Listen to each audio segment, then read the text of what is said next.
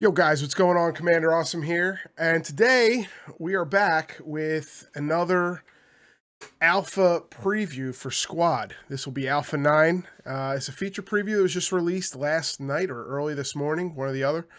But I just read over it, and it has a lot of goodies, a lot of game-changing aspects and mechanics that are being brought to the game, which we'll see if it's good. I think it's going to be a very positive thing. It's going to definitely change the way the game is played. The matches will be completely different than they were before. Let me start off by saying that this Alpha 9 is a pretty huge patch that's going to be upcoming into the game. Unknown when the actual release date is. Usually when they release these previews, that said patch is usually pretty close after this announcement. So chances are they're probably just doing the final touches, and they'll dish it out soon. Also, keep in mind that not every feature that has been talked about in the past will be implemented in this patch. So here we go, Alpha 9 preview. All right, so let's move on to the Alpha 9 vehicles that are going to be implemented into Squad. First off, let's start with the transports. For the militia, we're going to be getting the motorcycle. A lot of people have been raving about the motorcycle. I think it's going to be a cool thing. It's going to seat 2 people, going to have a respawn timer 2, and it's going to be worth 2 tickets. I think this is going to be good. This will be good for scouts. This will be good for, teams of 2 who are just going to try and get ahead of the enemy, trying to get ahead of capping. Let's see how we're going to be able to actually counter this vehicle, because now you play against the militia and you're going to have, or the insurgents rather, you're going to have, that gap that's going to have to be filled.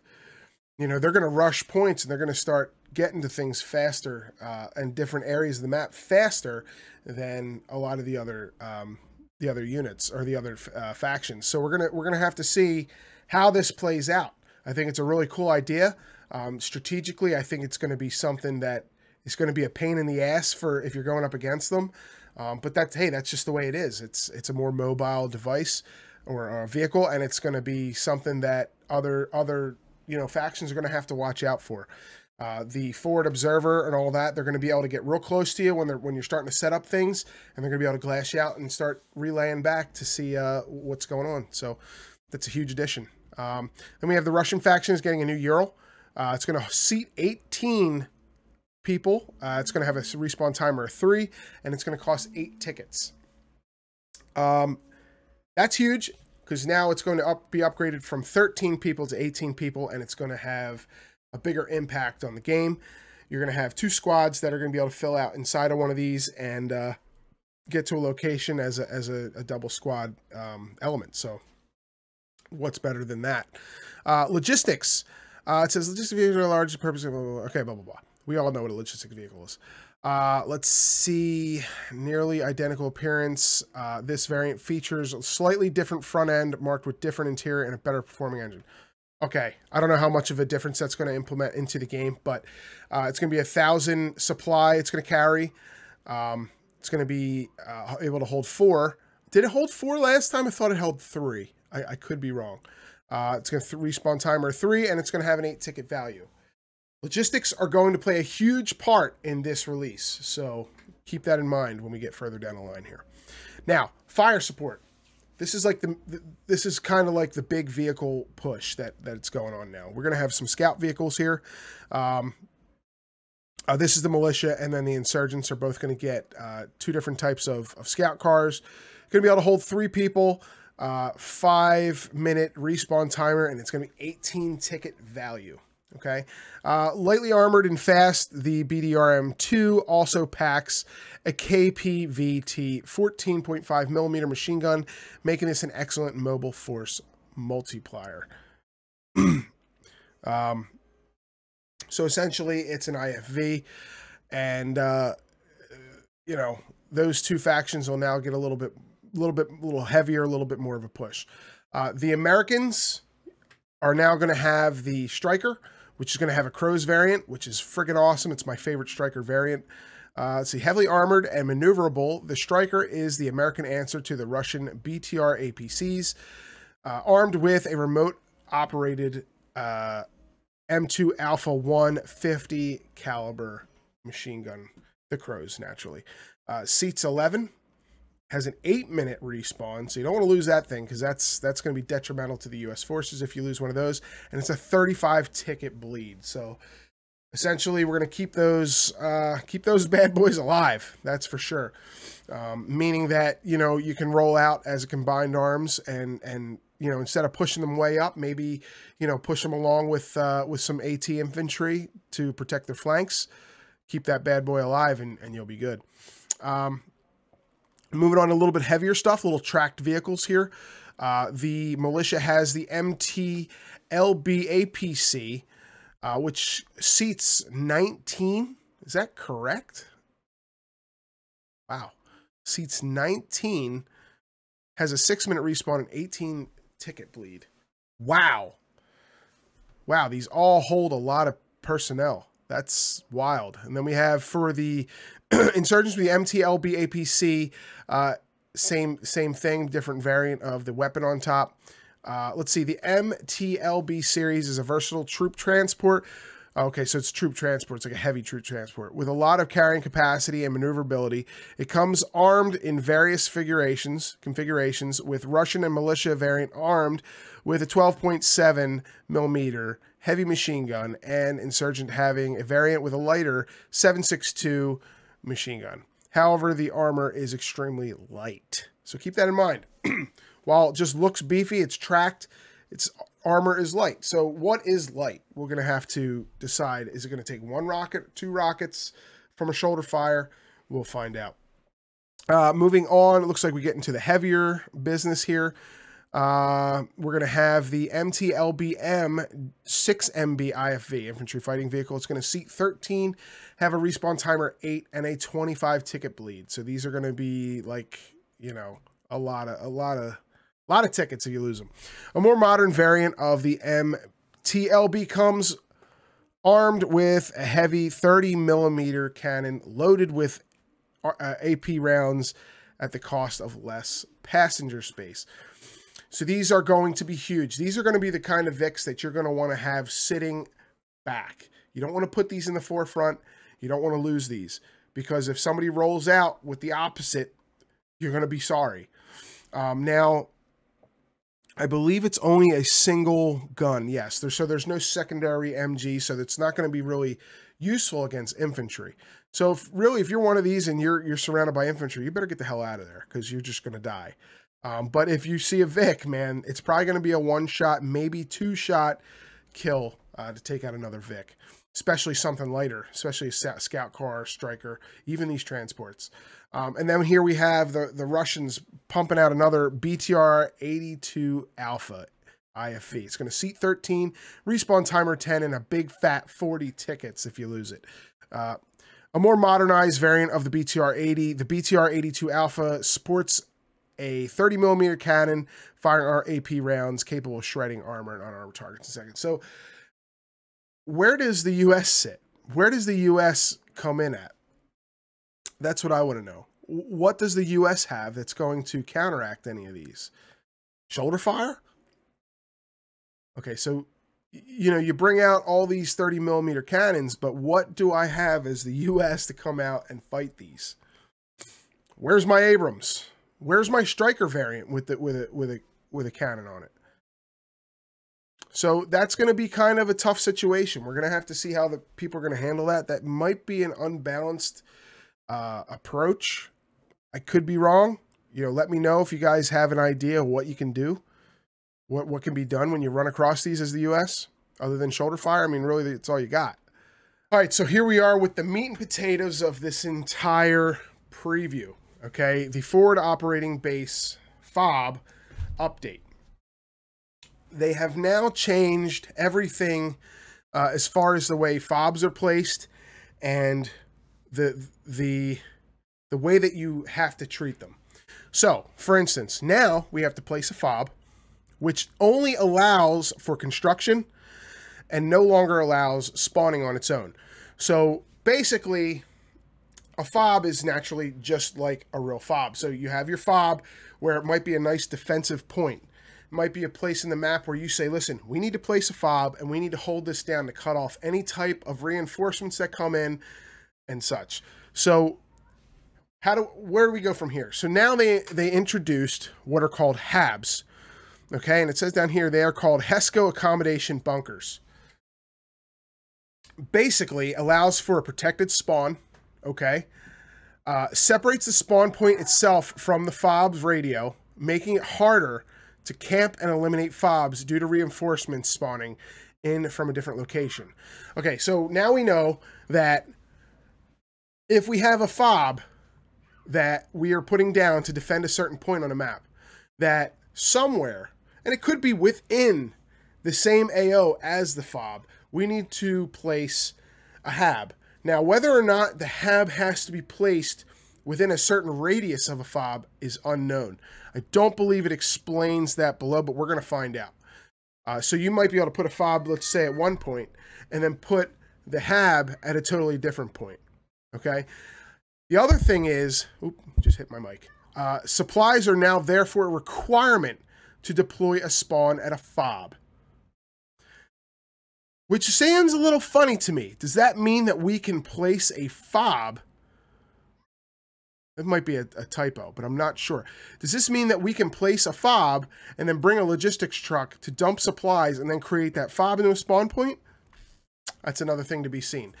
It's kind of irrelevant because you're going to need, 9 times out of 10, you need that FOB for, or that logistics truck to make a highly defensible position within the FOB, right? More supplies, more defenses. So this is a huge thing. This is going to totally change the way the game is played. It's going to change the strategies. It's going to change the time that you allocate to put in a FOB. Now, a lot of game modes and a lot of games, people are like, oh, that squad didn't do nothing but just build a super FOB and all this. Well, super FOBs have relevance as long as that super FOB is placed in a position where it's cutting the enemy off from advancing to the point that you're protecting. There's going to always be argument of, do I put the FOB on the point? Do I put the FOB, away from the point?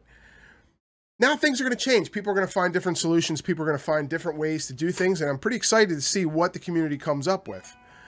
Okay, so we're finally moving towards the intended vision of the FOB. The radio is still the hub of the FOB, but no longer a spawn point. You will have to now construct a spawn point near the radio. This spawn point offers limited protection and is available to be put in a different place than the FOB radio. So how far away from the FOB can you drop the spawn?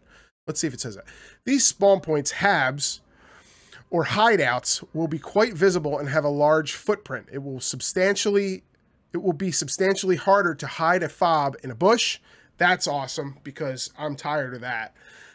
It will need to be defended and fortified to ensure that your team can be reinforced. The FOB is now more than ever a legitimate objective on a map.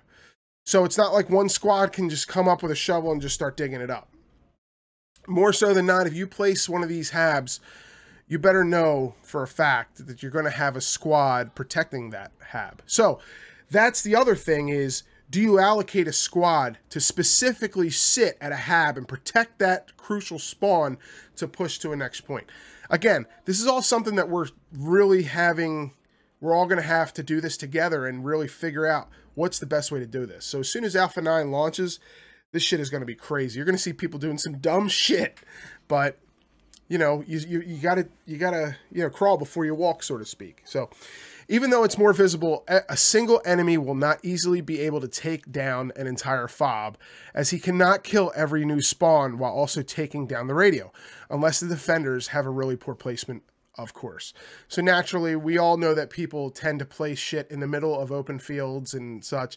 Now you're really going to have to really place these and put them in a specific location where it's a highly defendable position. You want to put it in a spot where you can actually sit down and say, hey, listen, a hilltop or something that's behind trees, whatever, that can be defended, because if you lose something like this, it could be crucial to your team. So U.S. and Russian HABs are 500 construction points where the insurgents smaller and lightly protected hideout is 350 construction points to construct. Militia improvised bunker is 400 construction points. Currently, spawn points are limited to 1 per fob. Okay, so it is linked in some way, shape, or form. It doesn't say the distance, though, which is weird to me. Like all their smart deployables, the spawn point will disappear upon destroying the fob radio. Oh, wow. So if they find that hidden fob and they destroy that radio, your hab disappears. That's kind of what that seems like. So that would suck if somebody's digging up your fob and you have a squad in there who's protecting this hab, and all of a sudden, boom, all your guys just lose all their you know, abilities. And I wonder, will they lose the abilities and have all of their deployables disappear? Will that building disappear, or will it just become unspawnable? It will be harder to rush with an offensive FOB deployment, and we encourage you to fortify the ground you take, using FOBs in a way to secure gained land without stretching the supply lines too thin. Speaking of supply lines, okay, here we go. They are now more vital than ever to protect as well as ambush. Consider using some of the lighter vehicles to escort and hunt down supply tracks. Okay, well, again, all new strategies. Okay, so we have a new scoreboard. It's very nice. It's clean. Gives you, excuse me, a little bit more information. Excuse me. Gives you a little bit more information about how you score out. You know, when we all get the massive scores, we just don't know how we're getting them. Now we understand how. Okay, it tells current map. It tells you the next map, current game mode, total players, server health. Let's see, server name. Anything else new? I don't really see anything else new. Just a little bit cleaner, a little bit more defined. That's a really nice addition. Okay, so we have the new kit rolls as well as check whether the player vehicle. Okay, wait, so kit rolls as well as check for whether a player is in a vehicle or not also can be seen, giving players quick glance at the overall game on one screen. All right, well, that's good. So cleaner screen, score screen, it's a new addition.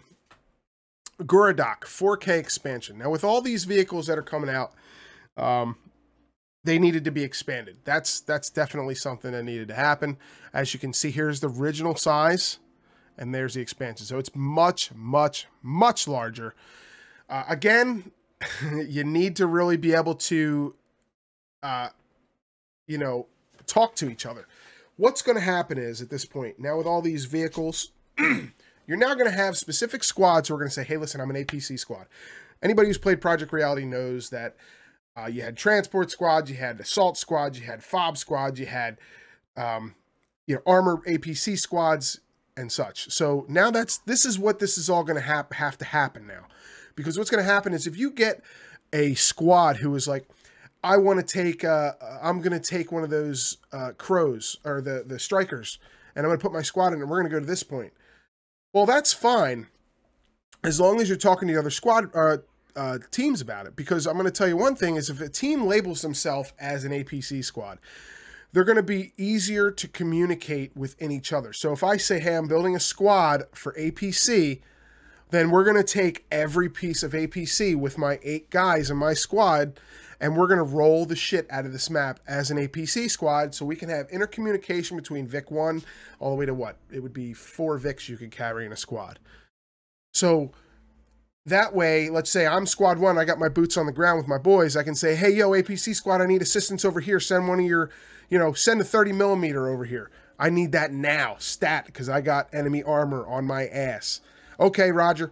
They come on out while the rest of the APC squad's doing something else. But that squad lead of that APC squad will then talk to them and let them know, hey, listen, I need the 30mm to break off to the northeast, you know, blah, blah, blah. Take out this armor. It just makes things more organized. So that's what this is starting to unfold. Because if you leave guys hanging where they got to walk, you spawn down here and you got to get over here, it'll take you a damn half an hour to walk all the way over here. And meanwhile, you'll probably get shot on the way. So it's not going to be good for somebody to do that. You know, you got to have specific teams. So, hey, listen, maybe a logistics squad, maybe an APC squad. The logistics squad could also act as a transport squad.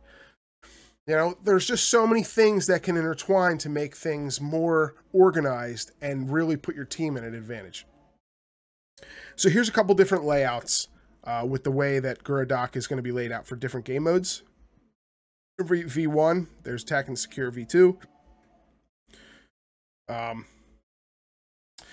AAS Infantry, that's nice. They made it smaller, as you can tell. So that's super cool. I wish they would have made the grounds a little smaller so that the flanking maneuvers aren't so incredible. But that's, you know, that's whatever. Here's Conquest. Cool. I believe Conquest is new. I believe it's new. I don't really know. All right. Now here's a map that I hate. I absolutely hate to play this map. But they added some new things to it. Yerevika. I'm going to butcher the hell out of that. I'm not Russian. I don't know how this is pronounced. But the landscape of, we're going to call it Y, has been filled out to include more and larger villages, an airstrip, an industrial park, and many more new assets from our environment team. They gave it a visual refresh, you know, overhaul, some lighting, and autumn foliage. That's good because I felt that there was a lot of open and dead space, especially down here. I believe this was all open space before, and it was just that long hill where you came down and dropped in. So this is nice.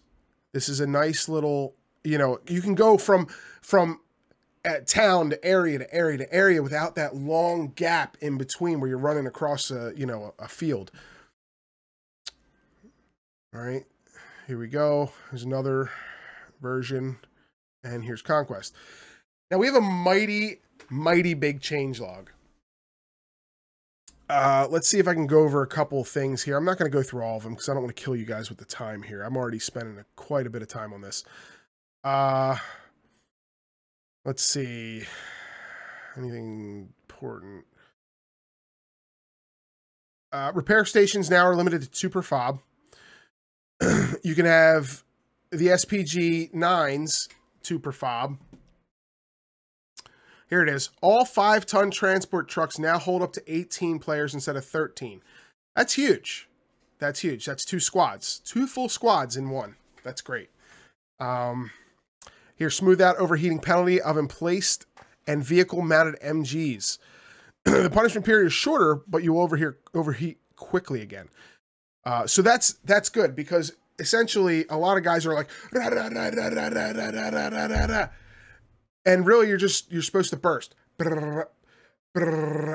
It's just supposed to be a burst fire. It's sustained fire. There it is, sustained fire. You're supposed to be able to continue firing while those that are trying to advance or however it is get to their point. Squad leaders are now able to set possible friendly FOB locations through the squad leader map hex menu as a green FOB icon entirely friendly team. Oh, okay. So we got new squad leading icons that we can use. That's good. Items. Okay, so new enemy EI markers. Due to the success of Operation First Light Conquest at the end. At the request of community, Conquest is now been added. Okay, so there it is. There's the new Conquest mode. Okay, so new loadouts. All the maps have been updated. Huge vehicle handling has been dramatically improved with the addition of N-Wheel. The ability for vehicles to climb obstacles has also been improved by having better traction on a per-wheel basis, and also the ability to engage in off-road mode, left shift while driving, which is useful situations where you need to maximum torque. We all know we've been stuck on those little walls. We've been stuck on little rocks, just dumb shit inside ditches. That's good. That's a nice way to implement, you know, the way a vehicle can move through terrain. So that's good. Let's see, flip vehicles now attribute their damage to the driver. That's good, because if the driver's a moron and does something stupid, it's his problem. He gets hurt. Fixed a couple issues here. All right, the UI. Added direct squad leader to squad leader Communication via the number pad. Numbers correspond to the appropriate squad numbers. You all know that if you've been watching my previous videos on these releases, that I have been asking for this since day one. As I squad lead a lot, it is a pain in the ass to sit there and have to hammer over all squads when I'm talking to just say squad 2. I can now hit the 2 key on the number pad and say squad 2. Where are you headed? This is squad 1. And nobody else hears that chatter. None of the other squad leads hear that chatter. It's a beautiful thing. That is a huge upgrade. Added new kit roll icons, replacing the old set. It's a nice little visual upgrade. It's pretty, it's beautiful. Ammunition UI has been updated to conform to newer design standards. Tightening some style elements regarding font sizes, restyled and reworked the backend on how text chat is rendered on the screen. Added a new, more realistic reticle for the BTR-80 turret. Okay, there you go. Audio, new vehicle engine sounds for all vehicles, and also modified the existing ones. That's good. Anything audio upgrades is a plus to me. Improve some bullet hit impact sounds and flyby bullet sounds. That is an immersion thing, and you guys know I love my immersion, so bring it on, baby. Good job, Off-World Industries. Added burning vehicle sounds, added UI interaction sounds, and then we have a whole list of things for those who mod. I don't mod, so I don't really understand all this stuff. This is gibberish to me, but that's amazing that they're giving that entire list of whatever to the modders to be able to do what they need to do to mod this game. And then it says, while we all eagerly await the arrival of 2 highly anticipated systems, the animation system update and inventory weapon system overhaul, we hope that you enjoy the content-focused patch. So, what do I think of this patch overall? I think it's great. I think it's a great step forward. You're going to see a lot of things change within the game, a lot of strategies. You're going to see a lot of people who may be upset because they're like, oh, well, now, you know, this isn't like a shooter anymore. This is now like a grand scale battle, where the majority of the community would be like, hell yeah, that's a plus. But I do know that there's some people who enjoy the infantry aspect of the game and don't really care much for the armor. But hey, that's just the way it is. And I think, my opinion, I think this is going in a great direction.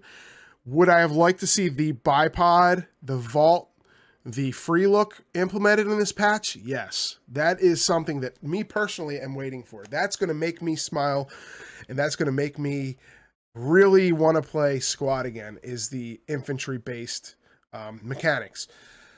Does it mean that I'm not going to play? No, I'm definitely going to be on Alpha 9 the second it launches, and I will be testing it with everybody else, because I'm interested to see this. What are HABs? You know, the FOB system. If anybody has any information on how this works, please put it in the comments. And that is for everybody to hear. I want to make sure everybody understands the way this works, because I personally do not have the clearest idea of how this works. I have somewhat of an idea, but I'm sure there's going to be a lot of, you know, ways that you can implement these systems. I still want to know what's the distance between a FOB and a HAB. Is there a distance minimum? Is there a maximum? What? So that's something that we need to find out. So if anybody has information on any of these new mechanics, new things, anything, please let us know. You know, do us all a favor and let us know. But overall, you know, if you guys want to read up a little bit more in depth, make sure you come to joinsquad.com. It's right there on the front page. Alpha 9 feature preview. It has launched today. Alpha 9 launch specific, I don't know. Chances are it'll be this week. It may be today, it may be tomorrow, it may be next week. Who knows? But usually, like I said, when something comes out like a preview, it's within a day or a couple days that the actual Alpha 9 releases. So with that being said, everybody, I hope that this hypes you guys up for squad. It has hyped me up. I'm interested to see how guys are going to work the system with the communication. Are they going to start creating APC squads? Are they going to start creating transport squads? Is that something that's going to happen? We'll see, and I hope that everybody is excited as I am for this. So please, if you guys enjoyed this, make sure you give me a thumbs up. If you're not subscribed, please do subscribe. I play a lot of Arma, play a lot of Squad, a couple other games. So make sure you guys follow for more information. And you guys know that anytime something like this comes up, I'm on it. So I hope you guys enjoy. I'll see you guys on the field.